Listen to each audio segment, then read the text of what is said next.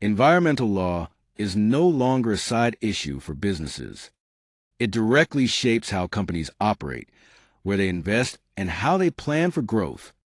In this presentation, I'll provide a global overview of the regulatory frameworks influencing business decisions, beginning with the United States and extending to the broader international landscape.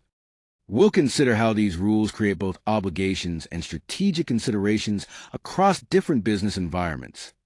The central idea is that environmental regulation is now a core part of doing business.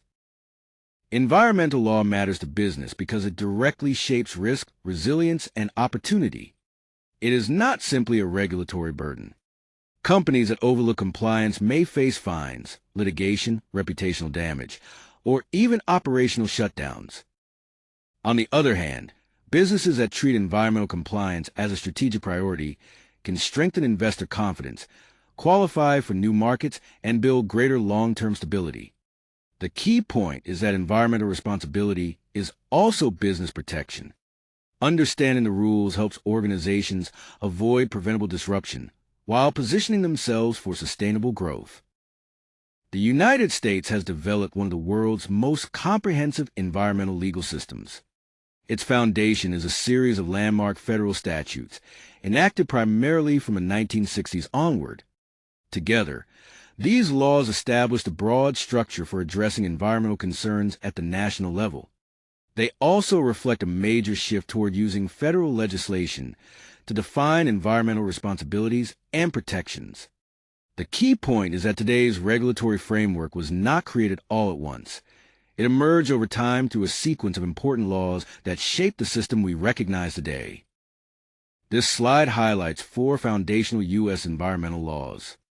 The Clean Air Act regulates emissions from industrial and mobile sources, while establishing national air quality standards enforced by the EPA.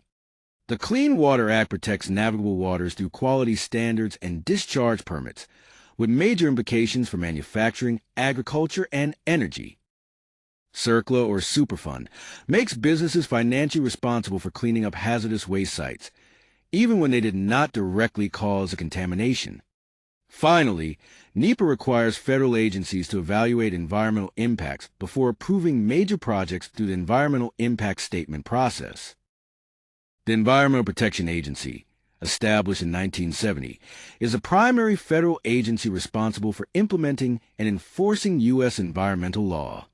But businesses also need to pay close attention to state agencies, because states can adopt standards that are stricter than federal requirements. That distinction is especially important for companies operating across multiple states. California provides a well-known example. Its stricter air quality standards have influenced requirements for auto manufacturers nationwide. So, compliance often means meeting both federal rules and the most demanding state standards that apply. Environmental authority in the United States operates across 3 connected levels. Federal law establishes the minimum baseline, with the EPA administering nationwide programs and intervening when state programs are inadequate. States still retain significant sovereignty and may adopt stricter requirements, using their own environmental agencies, permits, and courts.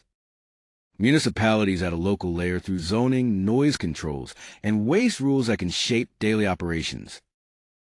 For businesses, compliance is therefore not a one-time review. It requires audits across federal, state, and local requirements considered together. Environmental law does not stop at the U.S. border. As businesses expand internationally, they must navigate a mosaic of legal systems, each with its own expectations, procedures, and standards.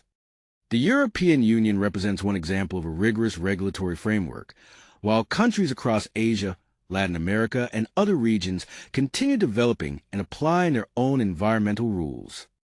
The key point is that global operations require a broader legal perspective. Companies must understand environmental requirements wherever they operate, rather than assuming one country's approach will apply everywhere. Environmental requirements vary significantly across major markets, but the overall direction is clear. Regulation is becoming stricter and more consequential for businesses. The European Union combines aggressive emissions goals with REACH chemical safety standards, creating demanding expectations for operations and products. China's 2015 environmental protection law strengthened enforcement through much higher penalties and daily fines for violations. In Brazil, environmental policy and the Forest Code place particular emphasis on protecting the Amazon basin, with strict obligations for agricultural and mining activities. Together, these frameworks make environmental compliance a core business responsibility, not a peripheral issue. This timeline shows how international environmental agreements have expanded in scope and influence. The Montreal Protocol, adopted in 1987, phased out ozone-depleting substances and reshaped chemical and refrigeration industries. Kyoto, in 1997, introduced binding greenhouse gas commitments for developed nations, along with carbon credit trading.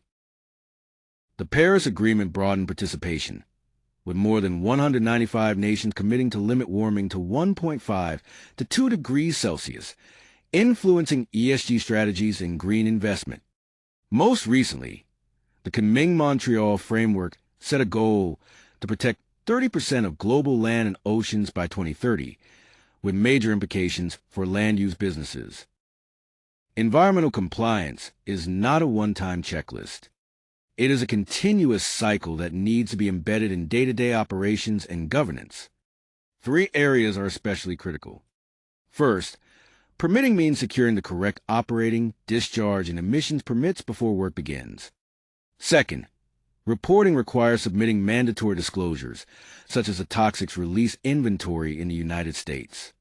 Finally, liability management includes environmental due diligence during mergers and acquisitions, helping organizations avoid unexpectedly inheriting cleanup costs. Together, these practices support responsible operations and reduce regulatory and financial risk. The key takeaway is that environmental compliance operates on multiple levels.